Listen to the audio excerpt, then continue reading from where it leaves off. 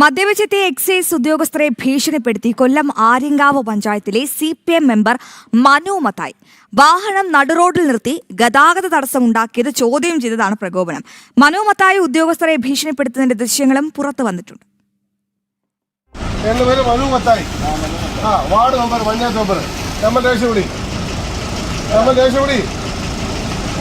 ഇന്നലെ രാത്രി 8 മണിയോടെ ആര്യങ്കാവിലെ CPM പഞ്ചായത്ത് അംഗം മനു മത്തായി മദ്യപിച്ച് വാഹനമോടിച്ചു വന്നതായും നടുറോഡിൽ നിർത്തിയിട്ട ശേഷം ഇത് ചോദ്യം ചെയ്ത എക്സൈസ് ഉദ്യോഗസ്ഥരെ ഭീഷണിപ്പെടുത്തിയതുമായാണ് പരാതി.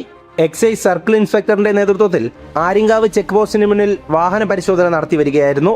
ഇതിനിടെയാണ് സംഭവം. നിന്നെ ഞാൻ പൂട്ടിക്കുമെന്നാണ് ഉദ്യോഗസ്ഥനോട് മനു മത്തായി പറയുന്നത്. സംഭവത്തിനിടെ മനു മത്തായിയുടെ ദൃശ്യങ്ങൾ എക്സൈസ് ഉദ്യോഗസ്ഥർ പകർത്തി. ഇത് തടസ്സപ്പെടുത്താനും ശ്രമം നടന്നു.